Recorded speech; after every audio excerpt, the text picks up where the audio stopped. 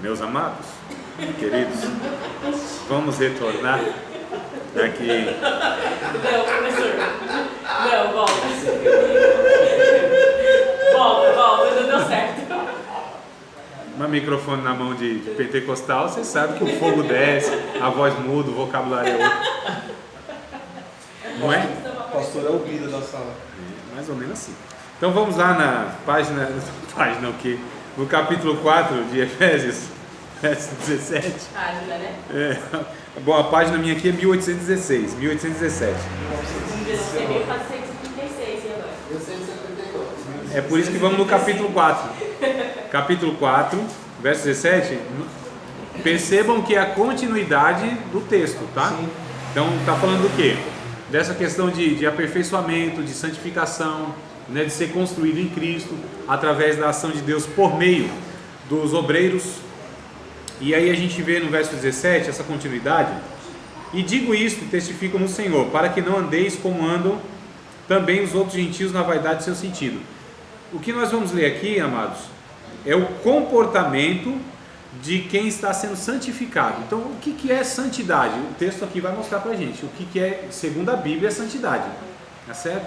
Que infelizmente há também no nosso meio um pensamento religioso que dá muita ênfase à questão externa, ou seja, de aparências, né?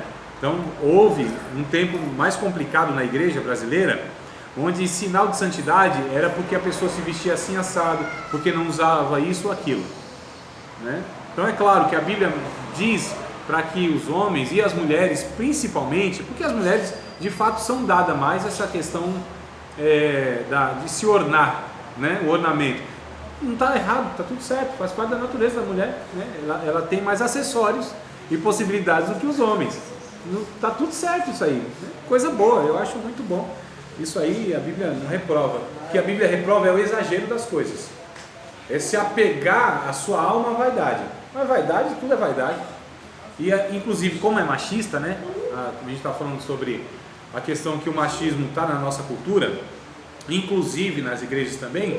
Então assim, quando nesse tempo, nessa época, as igrejas, elas falavam muito dessa questão de vaidade, era só para as mulheres. Só para as mulheres. Não usa brinco, não usa batom, não corta cabelo, não sei o que, tem que usar saia e aquela coisa toda, era só para as mulheres. Mas a Bíblia vai dizer que tudo é vaidade. O que é vaidade? Aquilo que não é necessário, aquilo que não é essencial. Tudo o que não é essencial e necessário é vaidade. Por exemplo, que necessidade havia de o obreiro, o pastor, o pregador, ter um terno que tivesse 3 botões aqui e que fosse corte italiano? Mas é assim que a gente usava, não era? Isso é vaidade. E a gravata então? Por que tinha necessidade de gravata? Qual é a necessidade de uma gravata? A não ser estética. Então se é estética, não é ética, é vaidade, né? Então a gente entende que santidade, irmãos, é mais um comportamento interno que, claro, que de alguma forma se exterioriza, mas não é, a gente não parte do externo para o interno, é do interno para o externo. O que é santificação? A santificação é a salvação objetiva que se deu, subjetiva que se deu, ou seja, aquilo que não se vê, é invisível no interior e se mostra objetivamente. Então a santidade, na verdade, se dá no coração e na mente. E aí isso de alguma maneira vai refletir no comportamento. Que também, claro, que a gente não vai ver, por exemplo, uma mulher de Deus com decotes exagerados, né, amados? Então a gente tem que ter um equilíbrio. Você não vai ver também um pastor, um mensageiro do Evangelho andando de uma forma assim totalmente não é compatível com a sua posição. Então você vê pessoas de respeito, elas têm também as suas posturas. Eu estou falando que numa praia o pastor não pode pôr uma bermuda, pelo amor de Jesus, né?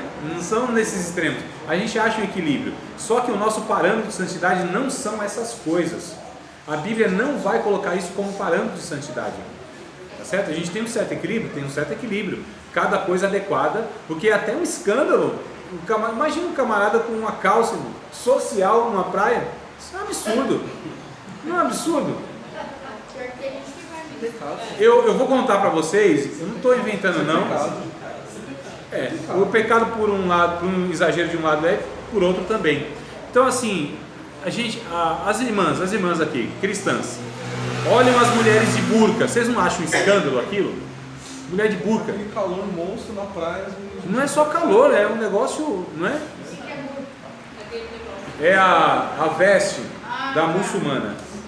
Não é só aqui não, é tudo. É aqui assim, ó. Só os olhos. Olho e um tequinho do nariz. Não é só aqui, só os olhos aparecem. Não aparece um teco da canela. É sério, não aparece nada. Então, nada, braço, boca, nada, só os olhos. Ó, então é um absurdo a burca. Mas também elas olham as mulheres muçulmanas para crentes brasileiros e acham um escândalo também da exposição do corpo. Então assim, é equilíbrio que a gente está falando aqui. É o equilíbrio, tá? Mas o que acontece? Então, houve um caso, eu já não lembro quanto tempo faz isso aí, deve ser uns 15 anos atrás, 15, 16 para 17, alguma coisa assim. Tinha um cantor, um menino, ele era um jovenzinho, cantava nas igrejas, eu lembro, muitas vigílias que eu ia, esqueci o nome dele. E o pai dele, nossa, era um grandão, eu lembro, 2 metros para lá, né? E ele foi cantar numa igreja lá na Baixada e tudo mais. Crente não podia ir na praia, você sabe. Não sei se sabe, mas há 15, 20 anos atrás, não era lugar de crente, né? E aí o menino, adolescente, queria dar um tibum lá, um mergulho, pular 7 ondinhas, sei lá, né? E aí o pai dele foi, só que o pai dele estava o quê? Terno e gravata, né? Terno e gravata e tal. Não, tirou a gravata, mas tá de terno. E o menino foi, na empolgação, o menino foi pro fundo, ia se afogando, o pai foi salvar. O que aconteceu?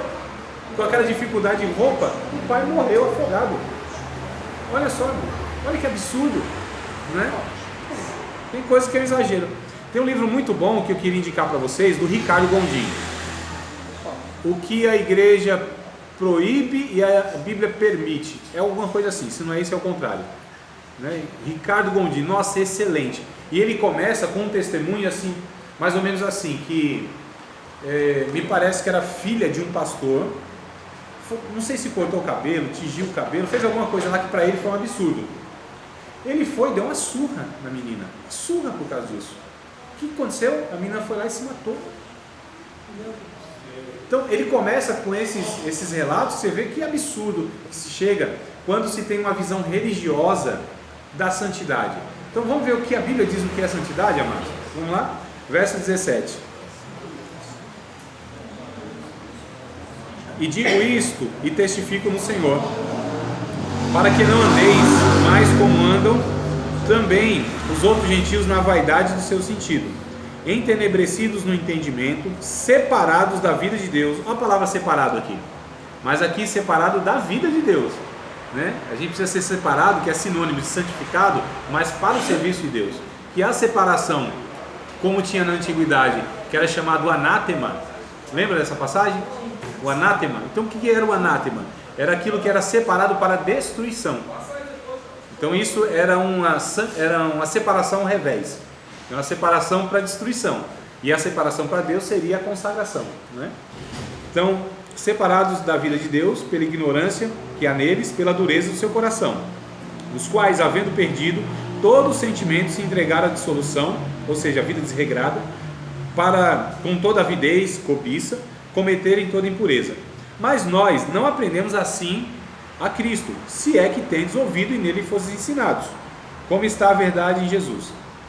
Que quanto ao trato passado, a vida passada, né? Vos despojeis do velho homem. Ou seja, a palavra despojar aqui seria mais ou menos tirar a roupa, se despir, né? Despojo, né? Então, se despir do velho homem, que se corrompe pelas concupiscências, pelos desejos ilícitos do engano, e vos renoveis no espírito do vosso sentido. Olha que coisa interessante, amados, verso 24. E vos revistais do novo homem. Ué, se eu tiro a roupa do velho homem, eu não posso ficar nu, no sentido figurado da palavra. Eu preciso agora me vestir do novo homem. Olha que processo interessante. Então, se despiu do velho homem, agora se revista do novo homem, que segundo Deus é criado em verdadeira justiça e santidade. Então vamos ver. Aqui em diante vai falar o que é justiça e o que é santidade, que pertence ao servo de Deus. Pelo que deixando a mentira, então, o que é santidade e o que é justo? Não mentir. Mas não mentir só não é o suficiente. mas falar a verdade, cada um com o seu próximo. Então não basta só não mentir, é preciso falar a verdade. Pode omitir também. Porque a omissão, em muitos casos, é uma mentira covarde, né? A pessoa não teve nem coragem de mentir, omitiu. Uma concordância, né? Indireta. Né? A omissão, via de regra, é uma covardia, é uma negligência. Então há pecado por comissão, que a gente chama, e pecado por omissão, que nós chamamos. Tiago capítulo 4, verso 17, me ajudem aí, 4,17 para confirmar. Aquele, pois, que sabe fazer o bem e não faz, comete pecado. 4,17, né? Aquele, pois, que sabe fazer o bem e não faz, comete pecado. Como se peca? Por negligência, por omissão. É a covardia. Então se peca por fazer algo errado e se peca por deixar de fazer o que é certo. Ei, é forte. Olha só, sabe fazer o bem e não faz? Está pecando, é omissão. Então se peca por comissão, fazer o que é errado, e por omissão, deixar de fazer o que é certo. Tá bom? Então, interessante, né? Falar a verdade cada um com o seu próximo, porque somos membros uns dos outros. Irai-vos e não pequeis. É possível se irar. Se a causa for justa, a ira é santa. Deus se ira e a ira de Deus é santa. Se a causa for justa, a ira é santa. Se a motivação que me fez irar-me é justa, é santa, então. Jesus, a Bíblia diz que ele se irou quando viu as pessoas fazendo daquilo que seria um local que era chamado de casa de Deus e tinha um propósito de adorar a Deus, sendo feito como um lugar de comércio. Ele ficou irado, né? O que ele fez? Virou as mesas, pegou o chicote no lombo do meia dúzia lá, não foi? Claro que não, lógico que não. Jesus não agrediu ninguém, irmão. Não diz a Bíblia isso. Se Jesus tivesse feito isso, ele teria pecado, teria sido agredir uma pessoa é pecado. É por isso que a Bíblia diz, pode se irar, mas não peque. O que seria o pecado? Dar vazão a essa ira, ofendendo as outras pessoas, agredindo as outras pessoas, aí sim. Então é possível se irar, mas não pecar. E a ira que é santa é aquela que é motivada pelo zelo das coisas de Deus, que é o que diz o texto. Quando Jesus fez aquilo, os discípulos se lembraram do que estava escrito no Salmo: o zelo da tua casa me devorou.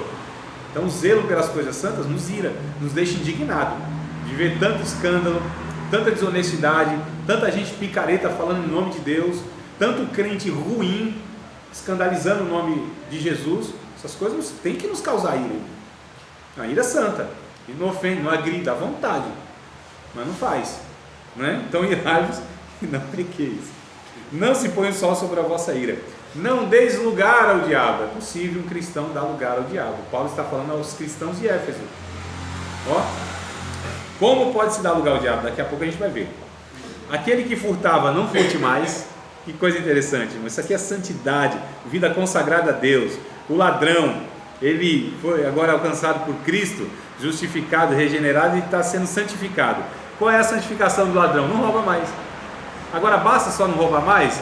A evidência de que houve salvação na vida dele é que agora esse ladrão trabalha para que tenha para dar para os outros.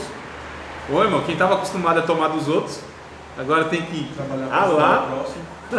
Aí é salvação, aí é santificação, aí é conversão. Lembra do cidadão lá? Que quando Jesus foi entrar na casa dele, ele pensou bem e falou: Jesus, calma aí. Vamos ter uma conversa antes, eu vou entrar aqui na minha casa. E aí, né? Se eu tenho defraudado alguém, eu estou disposto a devolver 4 vezes mais. Jesus disse: entrou salvação nessa casa, hein? Agora entrou salvação nessa casa. A disposição de uma pessoa que possivelmente teria prejudicado as outras financeiramente, está disposta a restituir todas essas pessoas. Tem um testemunho muito interessante do Augusto Nicodemos, o presbiteriano, né? Um dos maiores ensinadores que a gente tem aqui, eu gosto muito dele. E ele falou assim que ele era ladrão de carro, lá em Recife. Falei, né?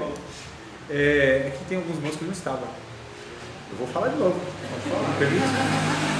E aí ele tinha roubado o carro de nem lembro se era um irmão, mas era uma pessoa conhecida lá. Ele está no bairro dele. E ele pegou, trabalhou, juntou dinheiro, chegou lá e falou: vim te devolver o dinheiro do carro que eu te roubei. Irmão, isso é um negócio fenomenal. Lógico, se for uma regra, alguns de nós assim está muito perdido, né? Graças a Deus que não é algo, dá certo? Assim, né? Uma regra, mas é um negócio muito interessante para a gente ver a conversão na vida de uma pessoa que a sua natureza é o contrário daquilo que agora ela pratica. Fofoqueiro, por exemplo. O fofoqueiro, porque tem gente que era fofoqueiro, aquele ficava na janela mesmo, né? E não é mulher só não, hein, irmãos? Eu conheço alguns irmãos, inclusive homens no caso, são fofoqueiros, que é horrível. Pior que a mulher. Eu acho feio na mulher, no homem também igualmente, né? Então assim, imagina um fofoqueiro que era fofoqueiro hoje, sabe de segredo da vida das pessoas e guarda aquilo em oração diante de Deus. Aí sim é conversão, aí é santidade, é vida separada, dedicada a Deus. Isso é adoração a Deus, né? Então olha só que coisa interessante.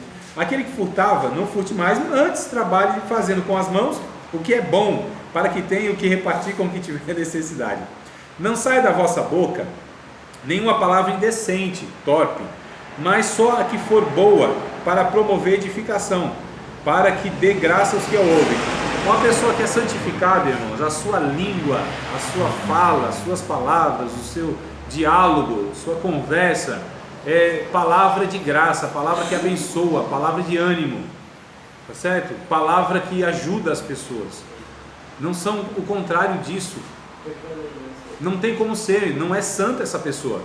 Tem gente que fala línguas na igreja, mas tem o dom de língua comprida fora dela. Fala duas línguas. É, a língua dos anjos e a língua do Satanás. Também. Porque é do Satanás mesmo, não estou brincando. Porque Tiago capítulo 3 vai dizer que a língua ela é inflamada pelo inferno. Não está lá escrito. É inflamada pelo inferno. Sabe qual que é, para mim, eu estou falando de uma opinião pessoal minha, tá? Para mim a evidência de uma pessoa madura espiritualmente é aquela pessoa que sabe refrear a sua língua. Não é precipitada no falar, né? Não fala, porque assim, irmão, já dizia minha vozinha, boca fechada não entra. Mas o provérbio bíblico vai dizer que na multidão de palavras não falta perturbação. Na multidão dos conselheiros, aí a sabedoria, né? Aquele que fica calado, até mesmo se for tolo, é reputado como sábio. Tem uns provérbios que vai falar a respeito da questão da língua. Então, veja bem, para mim a evidência de uma maturidade cristã é uma pessoa que refreia a língua, controla a sua língua, fala o que deve, a hora que deve, com o tom que deve, com as palavras que deve usar. Então tem todos esses detalhes aí que vai fazer toda a diferença. A pessoa até pode falar uma verdade na hora errada, de uma forma errada, né? Então até mesmo falar a verdade, até mesmo falar o que deve, mas se não for da forma que deve, com o tom que deve, as palavras fazem toda a diferença. Eu acho que eu já contei para vocês aquele rei que teve o sonho, lembra? Teve o sonho lá que seus dentes caíram? Não falei para vocês? Um rei, ele teve um sonho, no sonho todos os seus dentes caíram. Ele chama os sábios, os intérpretes, para dar uma interpretação do significado do sonho. Aí eles conversaram entre si, né, os sábios, os intérpretes e tal, disseram assim: ô rei, a nossa interpretação é a seguinte: todos os teus parentes vão morrer. Todos os dentes caíram, todos eles vão morrer. O rei ficou enfurecido. Vocês estão falando então que a minha dinastia, o meu reinado vai acabar? A família real vai se desfazer? O rei ficou injuriado, enfurecido. Falou para os guardas: pode levar todo mundo, chicote e cadeia neles, calabouço. Aí o rei desanimado lá, aí o guarda disse: o rei, meu senhor, ainda tem um sábio que não veio, ele não foi chamado, chame ele então. Aí o rei conta o mesmo sonho: essa noite eu sonhei que todos os meus dentes caíram. Aí o sábio disse assim: ô rei, vive para sempre, meu senhor, vejo que o senhor vai viver mais do que todos os seus parentes. Dá para ele coroa, joia, recompensa ele.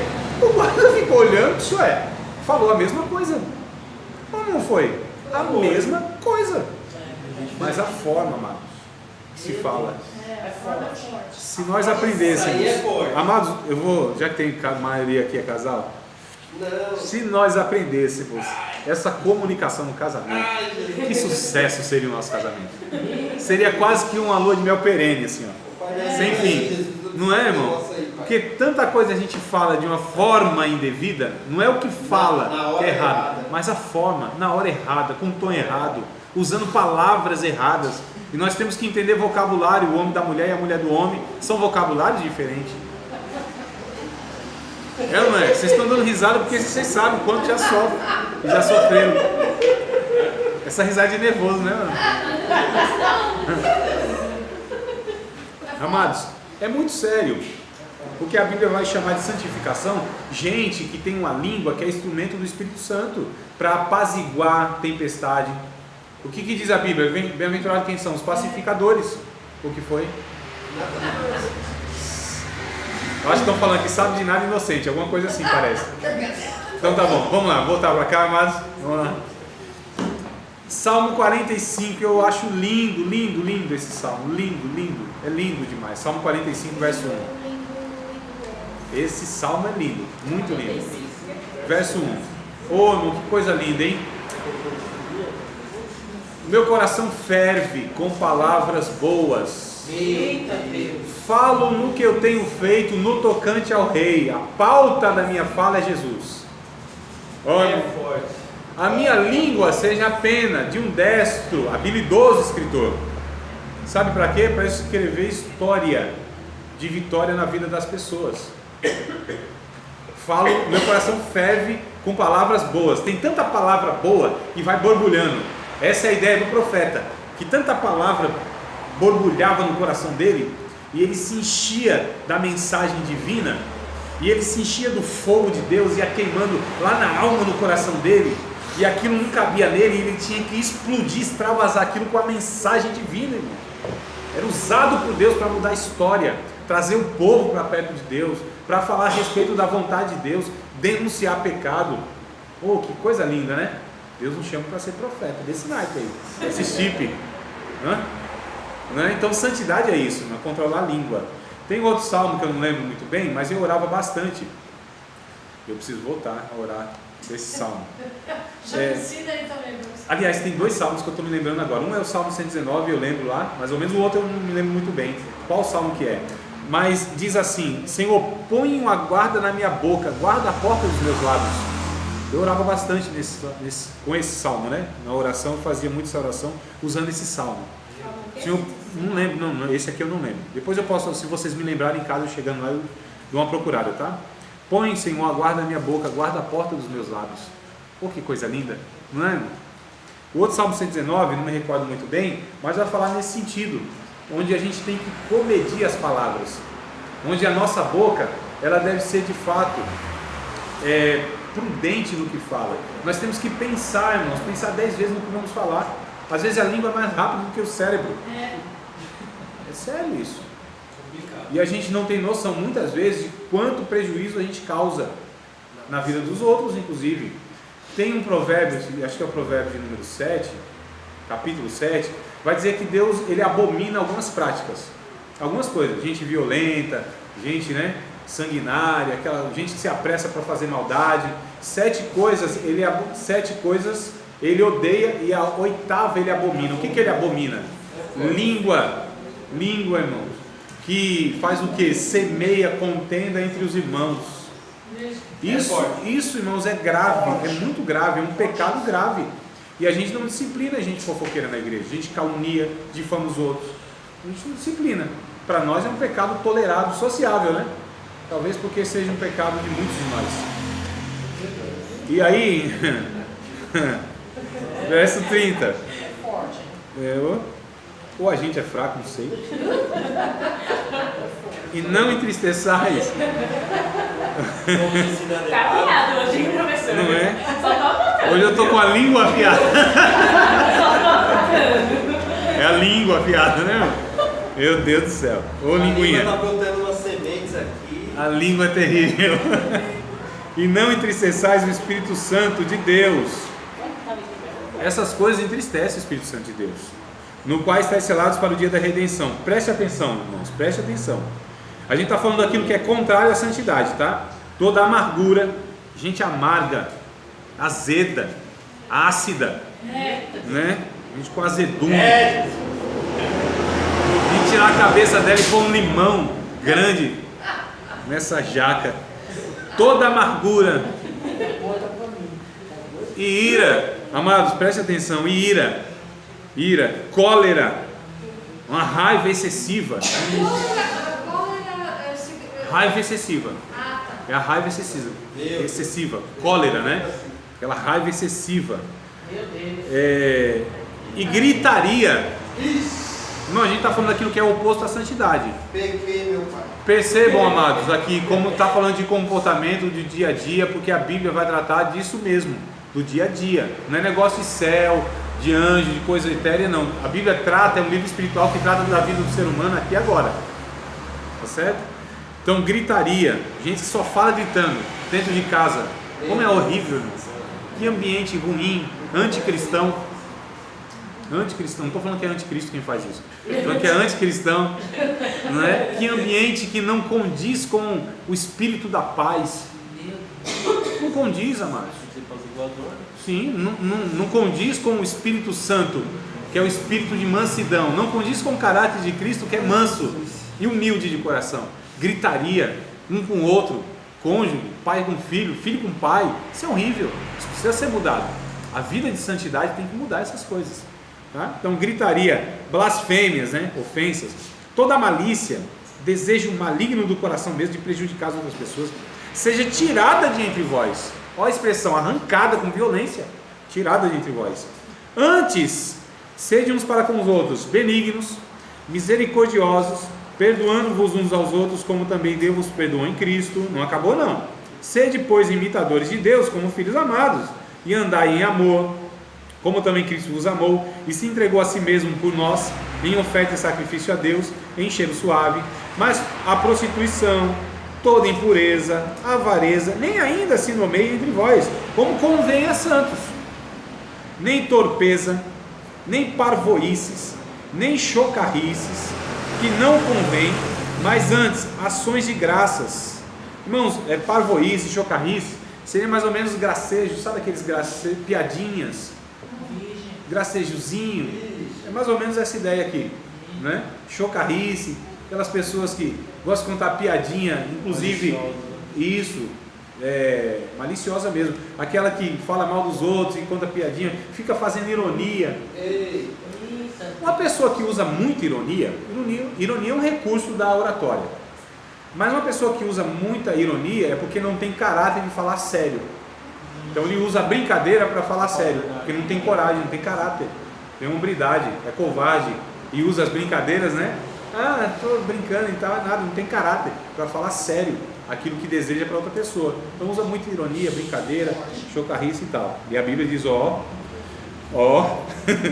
verso 5: porque bem sabeis isto, que nenhum fornicador, impuro, avarento, o qual é idólatra, né, que ama excessivamente o dinheiro, tem herança no reino de Deus e de Cristo. Ninguém vos engane com palavras vãs, porque por essas coisas, que coisas? Essas todas que nós temos falado e lido até agora.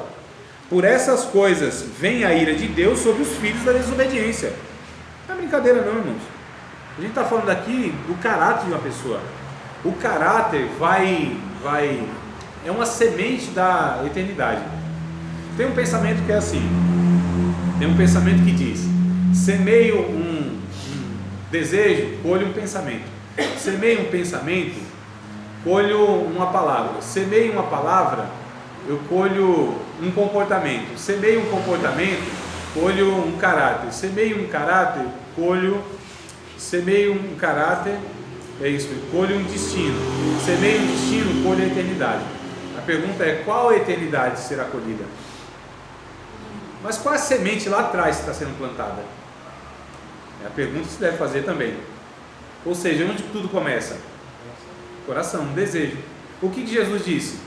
Que do coração é que saem os maus pensamentos, né? As maledicências do coração, amados.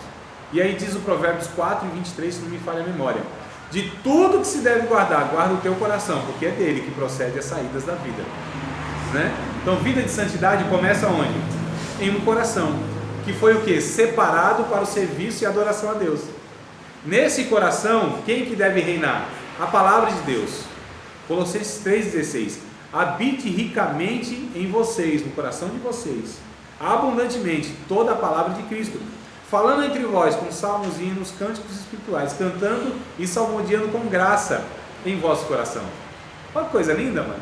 Então, vida de santidade é isso, onde a palavra de Deus vai se transformando no nosso caráter, e isso é exteriorizado e a gente vê, porque Jesus disse: se conhece uma árvore pelo fruto, e o fruto é o resultado e a produção da sua natureza, que vem por palavras, porque as palavras de fato falam que está cheio do coração, e quem é a pessoa denuncia, não tem jeito.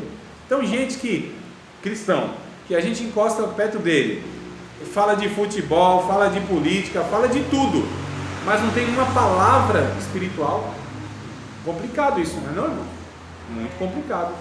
Gente, cristão, que muitas vezes se junta para falar muitas vezes mal da vida de outras pessoas, cristãos ou não, depende. Que é isso? Está mostrando um fruto, o resultado do caráter que ela tem. É simples assim. Ah, essa pessoa é santa? Depende de tudo isso que a gente está falando. O que é uma pessoa santa? As características aqui, está assim. A Bíblia, irmão, não traz aqui nesse aspecto nada que a gente precise de uma elaboração teológica profunda.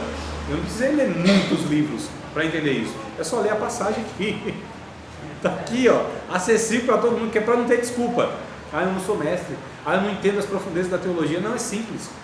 Qualquer um que no mínimo saiba ler, ou que escute ainda que não saiba ler, vai entender claramente a vontade de Deus nesse sentido, do que é santificação, para não ter desculpa. Falar assim: ah, eu não sei muito bem como é que eu devo me comportar. Como assim não sabe? Ou não quer saber? Ou faz vistas grossas, ou ouvido moco? Moco, minha mãe falava isso. Ouvidos mocos. A gente faz ouvidos mocos, né? Acabou.